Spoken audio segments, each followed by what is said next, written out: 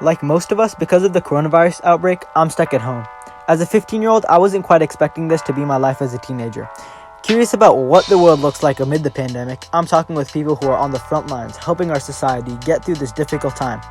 Sharing their stories gives me hope, while I'm 15 and quarantined. My name is Chris Shearer, and I'm the principal of Johns Creek High School in Johns Creek, Georgia.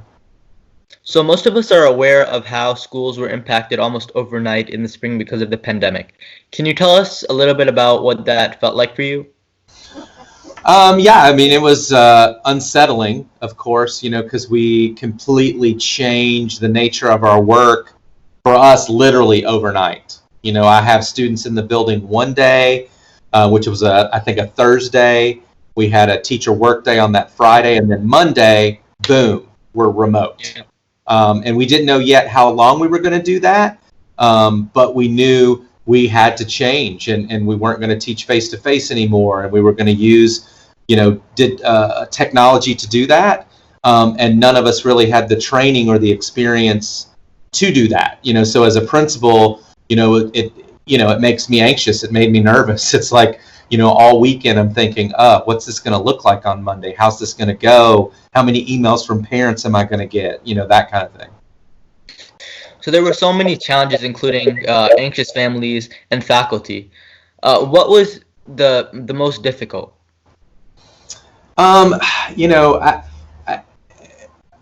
It was really interesting. I thought, just like I said, that I was going to get just tons and tons and tons of emails, just about, this doesn't work and this is awful and when are we going to stop this? And, most of the questions were just around the logistics of it all. How do I sign into these things? And there's too many platforms and just, there's just a lot of logistics to manage. They weren't really as concerned about the actual instruction or what was going on or wasn't going on as it was just how do I navigate all this, or how do I help my student do all of this? Because everyone was kind of at home at that point. We were shelter in place, so people weren't going to work, so families were together, and parents really wanted to know, how can I support my kid? They always want to support their kids, but now I'm the teacher, kind of. So how do I help? And so for us as a school, it was just trying to think about that and to give parents that information so they could be as helpful as possible. So were you satisfied with the way the school year ended? I think considering everything, all the circumstances, I feel good about what we were able to do and what we accomplished, and the way we were able to celebrate and recognize our seniors. It wasn't perfect, but I feel like we did a lot, to make sure that they understood that we loved them, that we recognized them, that we appreciated them, and we sent them off, well, and so I think everything, again, considering the circumstances and where we were, things were as good as they possibly could have been. So health and safety versus education seems to be a new balancing act. What are your thoughts about this? That is very true. So, there was that, hope that we could get control of this thing, that we could get, the environment to a place that made people feel comfortable, even though there weren't therapeutics and there's not a vaccine. But that's not where we are. We've got numbers that don't make people feel good about what's going on. And so there's a lot of anxiety, rightly so, on the part of both students and parents about sending their kids back to school. How can you make an environment safe that has 2,000 kids in it and 200 adults? How do you socially distance? How do you do all of these things? And I'm like, I don't know how I do all of these things. It's a real challenge, and I don't know what it looks like until it happens, and so, I get that, and I don't know what the perfect answer is or what it was going to be. And, now we've made a different decision, so I don't have to think about that as much. But, I get it, and I'm a parent, and my wife is a teacher, and then I'm a principal, so I'm getting it from all angles. as far as perspectives and context and worry. And so it's an interesting seat that I sit in, and the hats that I wear to get full perspective on this thing. So looking now to the fall, what will the new normal look like for Johns Creek High School? So our superintendent yesterday made the decision that we would be what's called universal remote or virtual, right, in essence. So, obviously that's different. I mean, kids, at least to start the year, aren't physically stepping into the building at any point in time. It's this run up to school, this starting of school, this beginning of school is all virtual, right? And so we've got to do open house virtually. We've got to indoctrinate freshmen virtually, all of those sorts of pieces. And then on August the 17th, we start school virtually.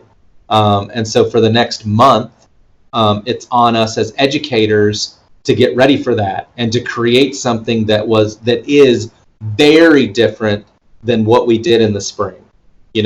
A lot more accountability, a lot more structure, live instruction, all of those pieces that didn't exist as much as you'd want them to, or as organized as you'd like it to be, will definitely be part of what happens on August the 17th. So as a student, you got to wake up, you got to show up, you've got to be in class, all these assignments count, you're in class with your classmates, with your teacher on Microsoft Teams. Like, it's all going to be very different. And so it's going to take a minute because you got used to something that was remote in the spring, and now you've got something remote in the fall that's different, and the expectations are different. And so we've, as a leader and as teachers and as educators, we've got to get ready for that and ramp up for that and get the community ready. So can you explain, please, to the Fulton County students who are watching, what prompted the decision of having universal remote learning, and what I know you spoke a little bit about what that may look like, but can you just talk a little bit more about that, please? I was watching Dr. Looney's press conference yesterday, so I can kind of encapsulate what he said, because I can't get into his head. He's the one that's making these decisions, but his kind of, I guess, two-pronged approach or explanation on one side had to do with the community not following guidance as well as they should have, as far as socially distancing and wearing masks and those sorts of things. And as a result of that not occurring, then we see numbers trending in the wrong direction, and so the numbers that he's looking at, the metrics that he's using every day were going in the wrong direction, and he didn't feel confident that they were going to move in the other direction. And then, of course, the other piece that he mentioned was, for a few weeks now, we've been allowed to bring athletes onto campus to do workouts, and those are very small groups, 20 kids at a time, 15 kids at a time, with their coaches. And in that very small environment, that very microcosm that we had going on, positive tests were popping up. Coaches were testing positive, athletes were testing positive. And so if that was happening 15 kids at a time, then he's thinking about 2,000 students at a time, and just what that was going to look like. And obviously he wasn't comfortable with that. So just a follow-up question. You said students were showing up to campuses, obviously, in a group of 15 or 20 students. So was that happening at Johns Creek High School? Yes, our fall sports, football, cross country, volleyball had just started, softball. Those fall sports had all been, allowed to work out. They weren't actually doing their sport, but training, lifting weights, running, those sorts of things, getting in shape, getting ready for the season. So has the pandemic affected your personal approach to your job? And if so, how? Yeah, I mean, it's before you just thought about instruction, a safe environment, a friendly environment, a welcoming environment, and you didn't think about, health, viruses, that kind of thing impacting school. You certainly thought about the social and emotional state of teenagers and all that they were going through. But you didn't have to think about a sickness impacting school or how that affects your decision-making process. And now we do. It's as you sit down and think about things, you also have to think about how that decision fits in with a pandemic. And you've got to make sure that they can all line up and everything is going to be done well, taking all of that into consideration. So there's a lot more that factors into the decision-making process than it did previously. Lastly, what's your message of hope for students and teenagers who are feeling anxious? I would ask, to continue to be resilient first and foremost, as kids are. They are extremely resilient.